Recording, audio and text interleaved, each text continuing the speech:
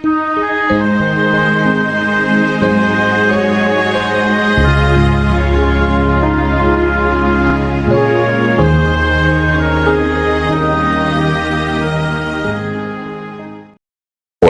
vamos a darle observación a la palabra de Dios. Capítulo 14, versículo 11, dice así: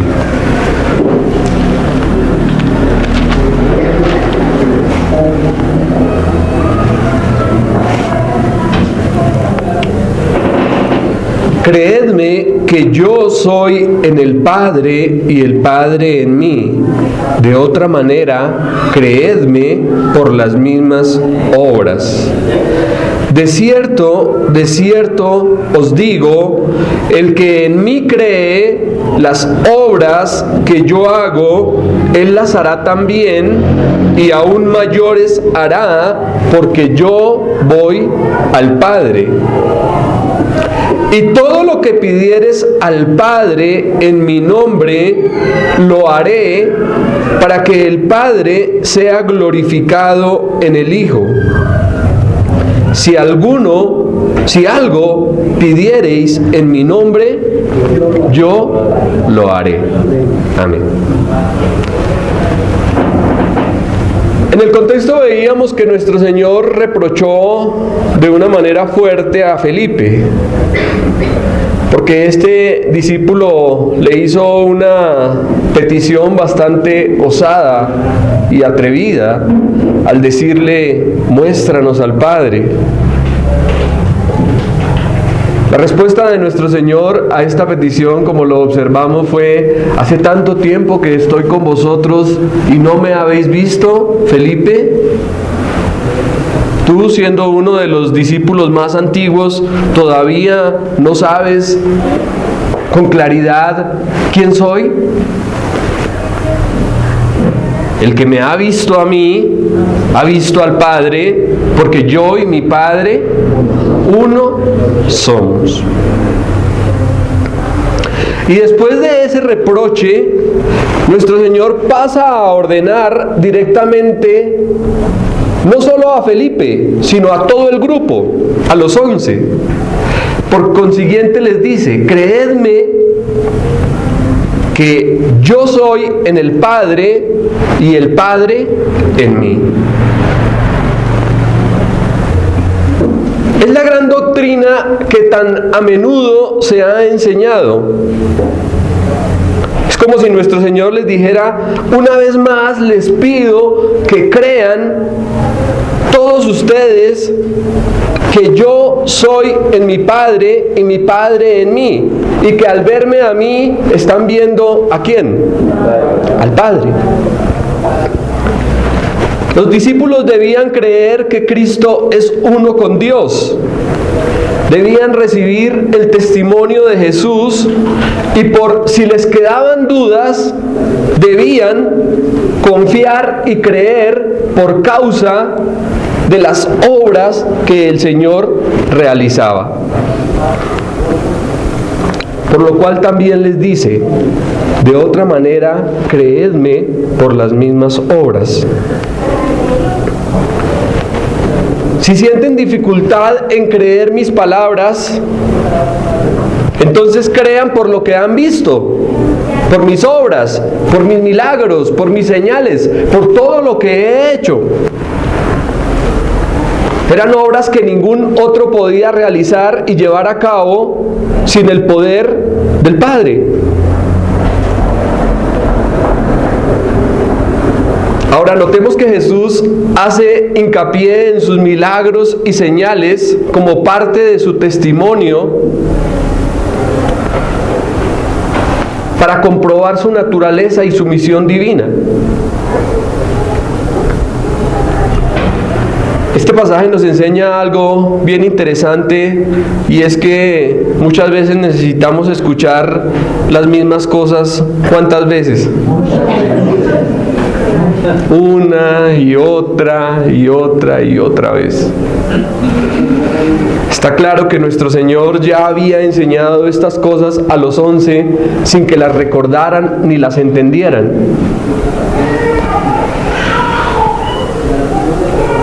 recuerdo a un profesor de álgebra que tuve por allá en el grado 9, hace mucho tiempo. Este profesor empezaba realizando su ejercicio allá en el tablero, una ecuación. Y el hombre tenía una habilidad impresionante para las matemáticas, era un matemático excelente. Pero tenía algo, y es que nadie le entendía. Él sabía mucho, pero no sabía dar, explicar ese conocimiento que tenía. Y empezaba desarrollando la ecuación paso a paso y decía, pues muchachos, por favor, entiéndame. Rogaba, por favor, entiéndame. Cipote de ejercicio llenaba el tablero y cuando terminaba nos miraba. ¿Entendieron, muchachos?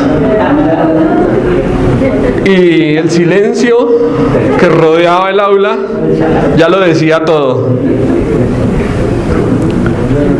El hombre se llenaba de paciencia y decía, está bien, voy a volver a explicarlo.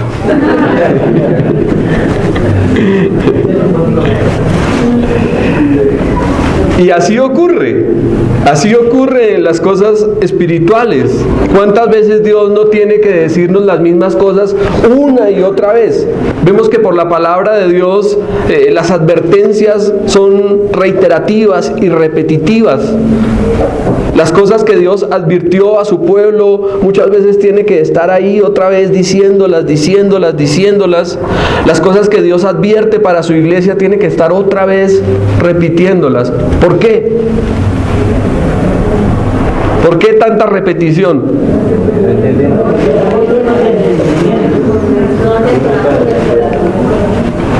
Le decían a un gran predicador, pero ¿por qué tanto predica usted acerca de que hay que nacer de nuevo? Sí, siempre es con lo mismo, y es que tienen que nacer de nuevo. Y cada 8 días llegaba, y es que debemos nacer de nuevo. Y entonces una vez lo cogieron y le dijeron, pero venga, pero usted ¿por qué predica tanto acerca de que hay que nacer de nuevo? Y él les dijo, porque es que hay que nacer de nuevo.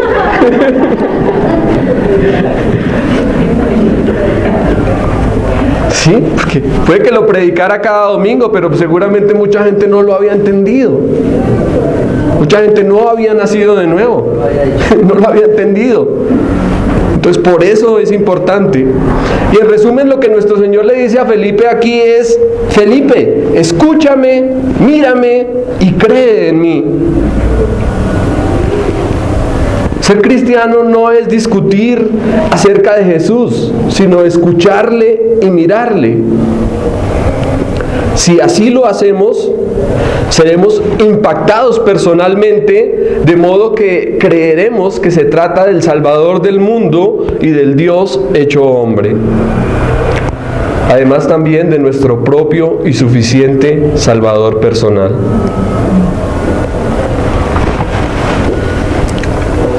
Luego dice, versículo 12, de cierto os digo, el que en mí cree, las obras que yo hago, él las hará también, y aún mayores hará, porque yo voy al Padre. Con la doble exclamación griega, amén, amén, o de cierto te digo, nuestro Señor asegura que tras su partida, los que creen en Él como un estilo de vida y con un compromiso personal, harán obras mayores, harán las obras de Jesús y aún mayores. Entonces podemos entender, como algunos han interpretado este texto, que esas obras mayores es realizar milagros más grandes y extraordinarios que los hechos por nuestro Señor.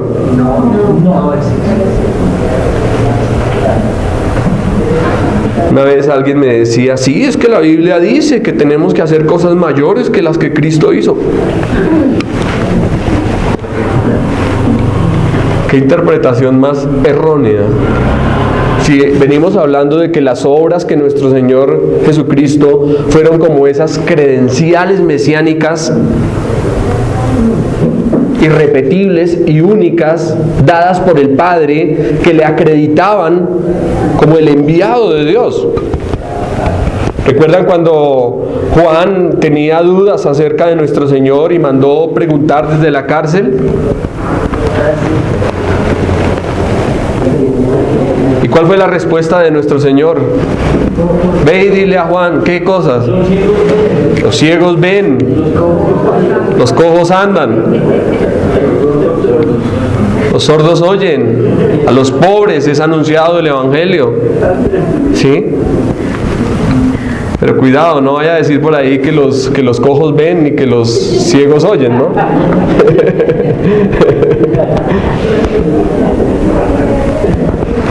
Esa fue la respuesta del Señor, porque sus obras son las que, como ya lo dije, le respaldaban. Ahora, cuando habla de hacer cosas mayores, obras mayores, no es como algunos lo interpretan, diciendo que podemos hacer milagros más grandes y espectaculares que los que el Señor ha hecho. ¿Quién puede obrar un milagro mayor que el que observamos aquí en este Evangelio en el capítulo 11? ¿Recuerdan? ¿Qué hizo el Señor en el capítulo 11? La resurrección de Lázaro. ¿Quién puede obrar un milagro más grande que ese? Ir a donde una persona que lleva 4 días de muerta, pararse frente a la tumba, llamarlo con autoridad y decirle, ven fuera, y que el muerto salga de su sepulcro.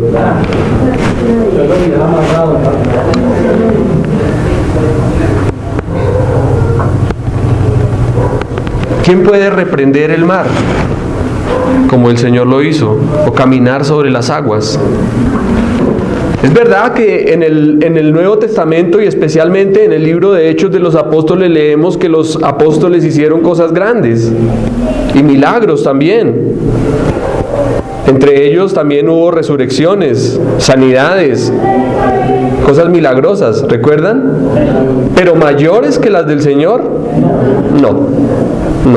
Faltaríamos a la verdad si dijéramos que lo que hicieron los discípulos fue mayor que lo que hizo el Señor Jesucristo.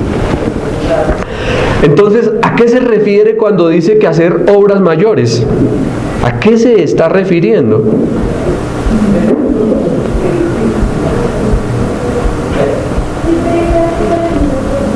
El contexto, miremos el contexto. ¿De qué nos ha hablado el contexto?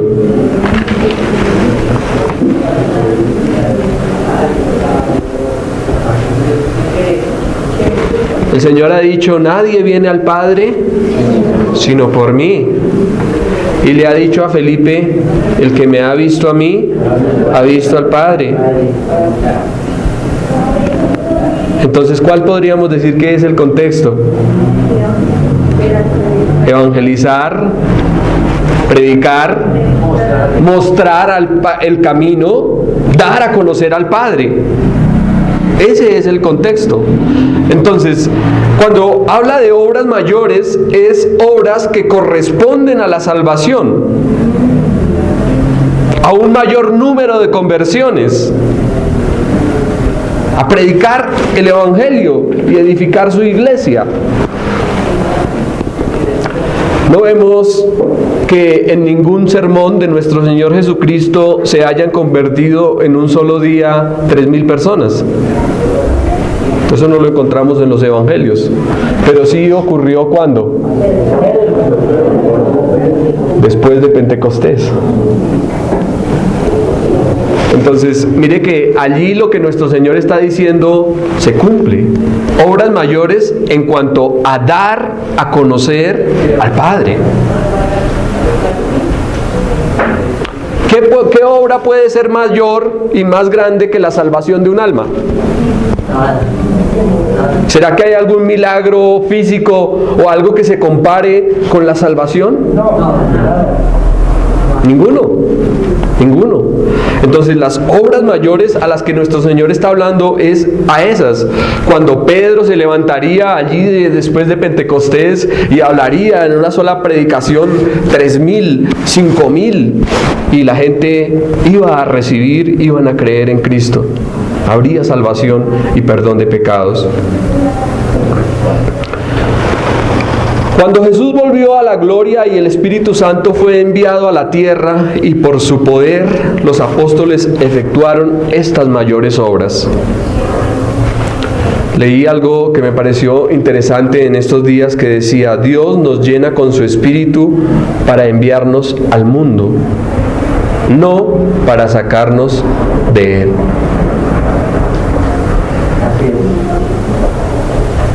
Dios nos llena con su Espíritu es para enviarnos al mundo. Vayan, hagan, obren para mi gloria, actúen, no para vengan acá y quédense aparte y que nadie me los toque. No, Él nos da de su Espíritu es para que vayamos al mundo. Ahora, con este planteo no queremos decir que la promesa no incluya en casos aislados milagros notables como los que se realizaron en los Hechos de los Apóstoles. Porque efectivamente, como ya lo dije, se realizaron milagros. Pero ningún milagro puede compararse con el milagro de la salvación.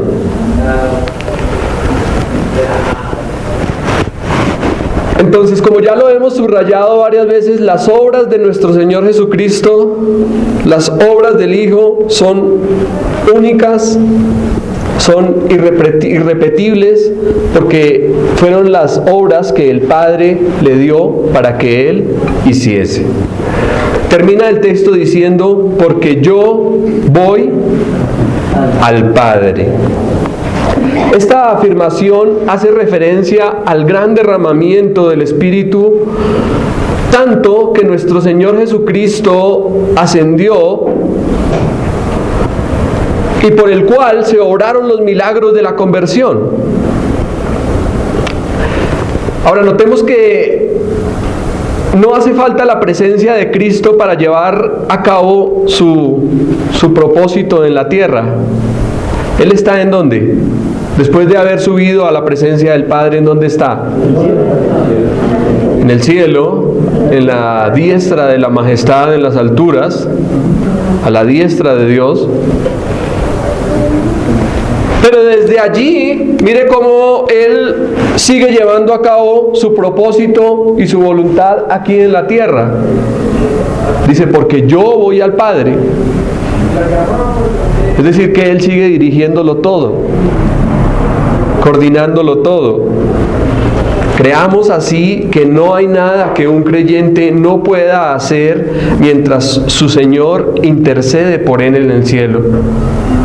No hay nada que sea imposible para nosotros mientras Cristo esté intercediendo a nuestro favor. Y aunque no lo veamos, nuestro Señor trabaja con nosotros y por nosotros. Versículo 13 y 14. Y todo lo que pidieres al Padre en mi nombre, lo haré para que el Padre sea glorificado en el Hijo. Si alguno pidiere en mi nombre, yo lo haré. Aquí vemos otro motivo de ánimo para los desalentados discípulos. Esta es la promesa de que Cristo hará por ellos todo aquello que pidan en oración en su nombre.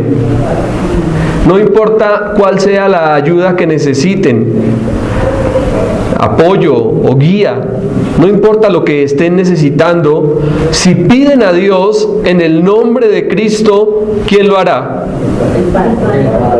No, Cristo dice: yo lo haré. No se me confundan. Mire lo que dice ahí el texto: pedimos al Padre en el nombre de Cristo, pero ¿quién es el que lo hace? Cristo mismo. ¿Y por qué Cristo dice que Él es el que lo hace? Porque Él está en el Padre, ¿correcto? Así es, porque Él está en el Padre, entonces dice, yo lo haré. No tenemos aquí un cheque en blanco para decir, uy, vamos a pedir casa, yate, finca, beca, vaca. No. ¿Sí? Es que todo, la palabra de Dios dice que debo pedir todo, entonces voy a pedir un jet privado. Notemos que el mismo pasaje establece los límites concretos. ¿Y cuáles son esos límites? En mi nombre y para que el Padre sea glorificado. ¿Y qué será esto de pedir en el nombre de nuestro Señor Jesucristo? ¿Será que es como muchos hacen cuando están orando en el nombre? Es que es en el nombre de Jesús que lo estoy pidiendo. Tienes que hacerlo. ¿Será que eso es orar en el nombre del Señor? Entonces, ¿qué significa esto de orar en el nombre de Cristo? ¿Qué es pedir en el nombre del Señor? Es confiar en su mediación. Primero que todo es confiar en que Cristo es nuestro mediador. Es tener en cuenta su voluntad y no la nuestra. Y más aún, de acuerdo al carácter de Cristo. No se trata de una fórmula mágica al final de la oración en el nombre de Jesús. No, que ya Dios le forzamos la mano a Dios y tienes que hacerlo porque estamos hablando en el nombre de Jesús. No es eso. No se trata de eso. Lo que realmente es que cuando estamos alineados con la voluntad de nuestro Señor, cuando tenemos comunión con Él y sabemos lo que a Él le interesa y lo que a Él le importa, entonces vamos a pedir conforme a su voluntad. Y si pedimos conforme a su voluntad, ¿qué va a ocurrir? Él lo hará. Él lo hará. Algunos han traducido esta idea como lo que pidáis unidos a mí, yo lo haré. Lo que pidáis unidos a mí, yo lo haré. ¿Será que si le pedimos al Señor por salvación de las almas, Él lo hará? ¿Será que si le pedimos al Señor por conversión de las familias, Él lo hará? Por extensión de su reino, Él lo hará. Pero si pedimos por intereses mezquinos y egoístas para nosotros mismos, Señor, quiero esto, dame esto, necesito esto. El apóstol Santiago dice, pedís y no recibís, porque pedís mal. Pedís mal. Pedir por cosas triviales, mundanas y egoístas no cabe dentro de estos límites establecidos. Agustín comenta que pedir en el nombre de Jesús significa pedir en el cumplimiento de su vida y carácter, es decir, continuar con lo que Él inició cuando vino a la tierra y orar por lo que Cristo quiso ver realizado. O sea, según lo que dice Agustín acerca de este pasaje, es que pedir en el nombre del Señor es adelantar lo que Cristo quiere ver. Eso es pedir en su nombre. Entonces, seguramente si entendemos esto de la oración, nuestras oraciones dejarán de ser mezquinas y egoístas y empezaremos a orar de acuerdo a la voluntad de Dios, de acuerdo a lo que Dios quiere que oremos, porque cuando oramos a veces, en esta mañana ya nuestro hermano ha hablado un poco acerca de la oración y es interesante porque generalmente uno cuando empieza a orar, uno se centra en uno mismo, pero lo que estamos viendo acá y lo que nos dice la palabra de Dios es que si oramos en el nombre de Cristo, nos descentralizamos de nosotros mismos para ver a otros y para que todo sea para la gloria del Señor. Entonces, si entendiésemos esto de esta forma, seguramente muchas de nuestras oraciones cambiarían. Señor, no me ayudes a ganar el baloto. Ayúdame a serte fiel y obediente. Quiero obedecerte. Quiero servirte, quiero amarte, quiero dar testimonio de ti. Cambiaría la oración.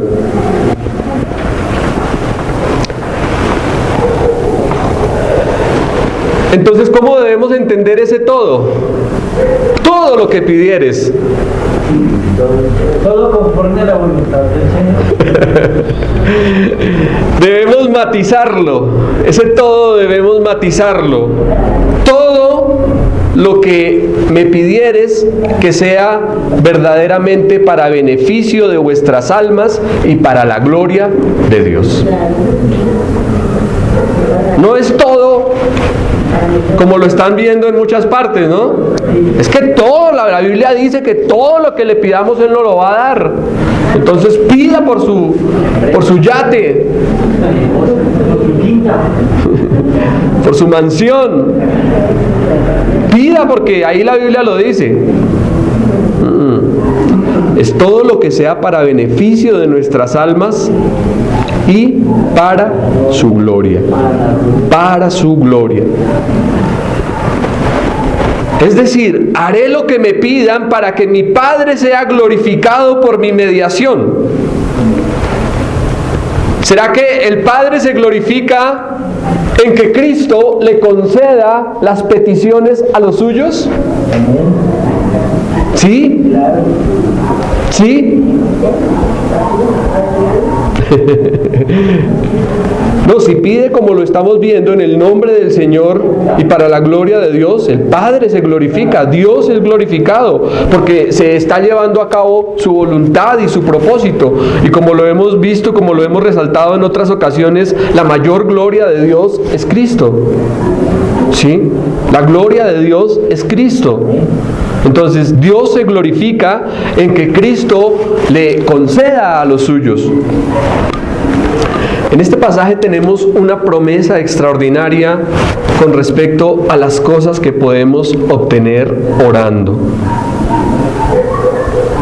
Estas palabras son una fuente de consuelo para todo aquel que se arrodille a diario ante Dios y ore con fervor.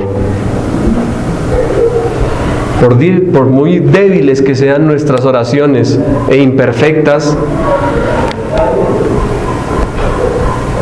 si las dejamos en manos de Cristo y las elevamos en su nombre, no se pronunciarán en vano. Ninguna oración que elevemos a Dios correctamente en el nombre de Cristo será en vano. Tenemos un abogado con el Padre, y si le honramos haciendo llegar todas nuestras peticiones a través de Él, se ha comprometido a cumplir su palabra de que lo hará. Él lo hará. El Señor dice, si algo pidieres en mi nombre, yo lo haré.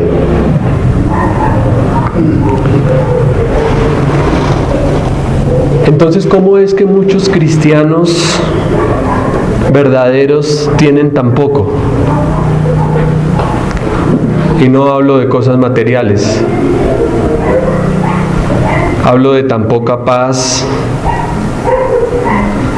de tan poca esperanza, de tan poco consuelo, de tan poco amor, de tan poca benignidad? ¿Por qué tantos cristianos tienen tan poco? ¿Por qué tan poca misericordia? ¿Por qué tan poca gracia?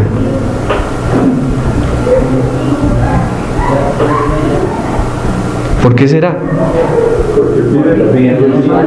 Porque piden poco o no piden.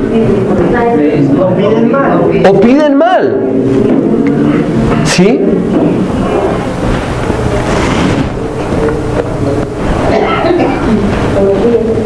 ¿Cuántos cristianos van al cielo lamentándose,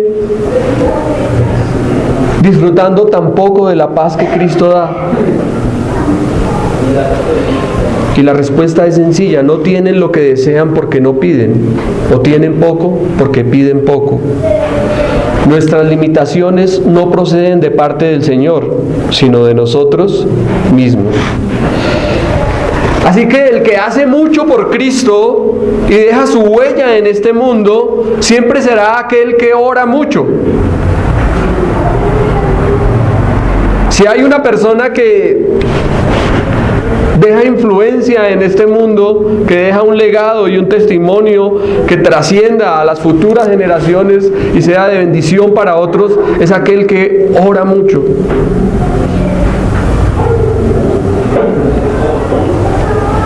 Versículo 14. Si algo pidieres en mi nombre, yo lo haré. Es una repetición del versículo anterior. Si lo observa cuidadosamente, se dará cuenta que es una repetición. Para dar énfasis y recalcar la certeza de la promesa. Es como si nuestro Señor advirtiera la dificultad que tenían los discípulos para creer en la eficacia de sus oraciones. Entonces nuevamente les dice: insisto en que pidiereis algo en mi nombre, u oréis por ello, y yo lo haré. Ahora, notemos que no dice que el Padre lo hará, sino ¿cómo dice? Yo lo haré. ¿Quién es el que lo realiza? ¿Quién es el que se compromete a hacerlo? El mismo Señor. Como creyentes tenemos un gran aliento, y es que si andamos en comunión con Cristo y deseamos lo que Él desea, podemos pedirlo con toda seguridad y confianza. Si deseamos lo que el Señor desea, si queremos lo que Cristo quiere, podemos pedirlo con toda confianza y Él lo hará. Y mientras más vivamos al Señor, mayor probabilidad que nuestras oraciones sean contestadas afirmativamente. La prueba de la oración es: ¿puedo hacerla en el nombre de Jesús? ¿Puedo elevar esta oración al cielo en el nombre del Señor? ¿Será que puedo pedir al Señor por venganza? No. Señor, elimínalo, destrúyelo, que caiga tu fuego sobre él, que el ángel de Jehová lo acose. ¿Será que esas son oraciones que podemos hacer en el nombre del Señor? ¿O será que podemos pedir por una ambición? ¿O por algo indigno de un creyente? ¿Estará bien?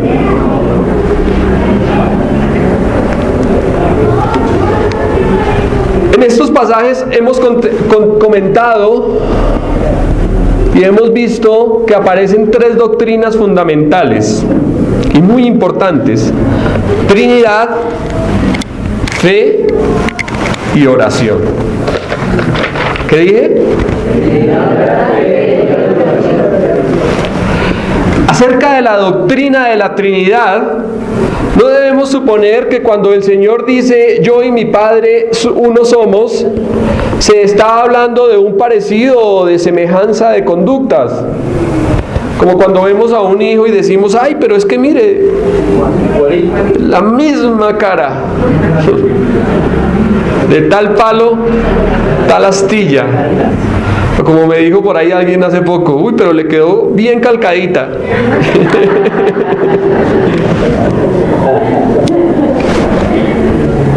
No se trata de eso. No es eso.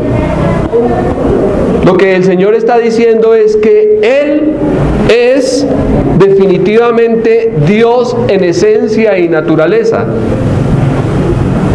Que cuando le vemos a Él, vemos a Dios, porque Él es Dios.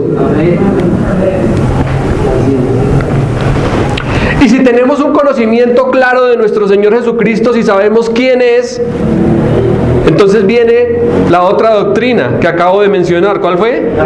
La fe. Si tenemos un conocimiento concreto y firme de quién es nuestro Señor, ¿será que podemos ir a Él con confianza?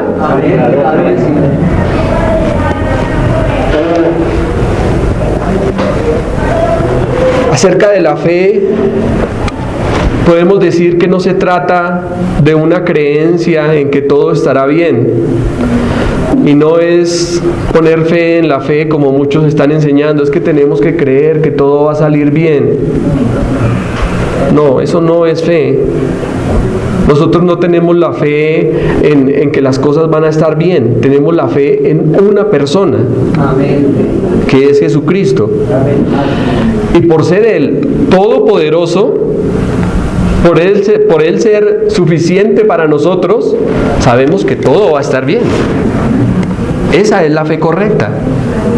¿Sí? No es ese deseo de que las cosas van a mejorar como muchos lo creen. Bueno, tenemos que tener fe. A veces los inconversos le dicen a usted, tenga fe. ¡Qué vergüenza! Qué vergüenza que un impío le diga a usted que tenga fe, ¿no? Eso es las piedras hablándole. Pero pasa.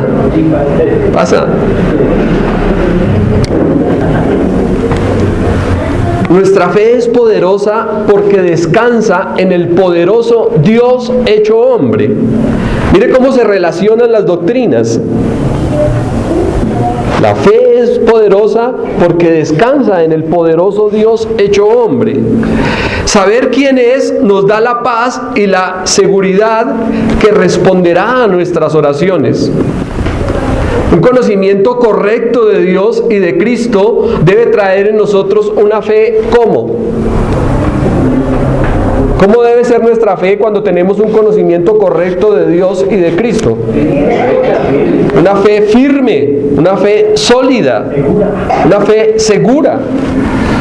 Nuestra fe descansa en el Dios manifestado y de eso se trata.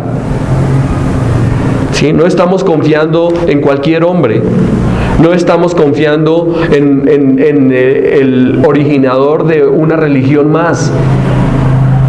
No le estamos creyendo a cualquier persona que se apareció por ahí de repente diciendo quién sabe qué cosas. No. Tenemos una fe firme, segura y sólida porque creemos que la persona en quien hemos creído es el Dios manifestado. Y con respecto a la oración, no se trata de rezar ni de repetir las mismas palabrerías. Muchos todavía hablan de rezar. Recemos. Invoquemos el nombre de Jesús para que nos vaya bien.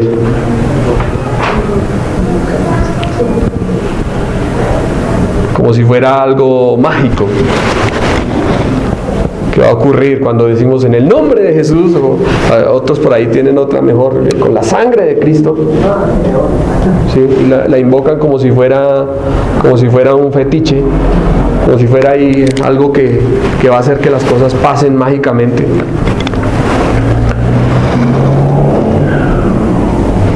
Orar es acercarse a Dios abriendo el corazón.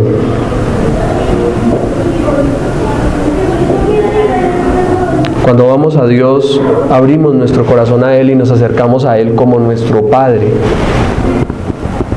¿Qué hijo que se sincera con su Padre no recibe o espera lo que le está pidiendo, sabiendo que su Padre es bueno y amante?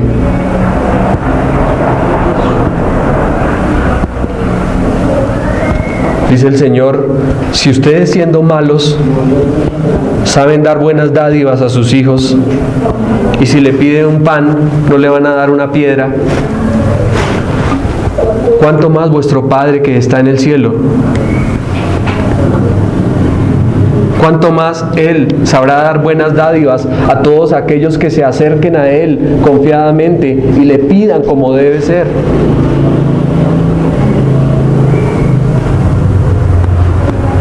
Hay un Dios todopoderoso esperando que vayamos a Él con plena confianza y seguridad. ¿Habrá algún problema, alguna circunstancia? ¿Habrá algo que sea difícil para Dios? ¿Habrá algo que Él no pueda resolver?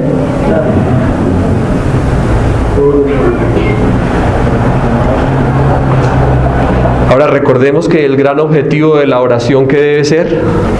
Dijimos que debe ser en el nombre del Señor y para la gloria de Dios. Que el Señor se glorifique respondiendo nuestras oraciones. En estos días leí algo que decía: Dios te llamó a una obra donde el centro no eres tú, es Él. Una obra donde no importa tu nombre, sino el de Cristo. Una obra que no está basada en tus sueños, sino en sus propósitos.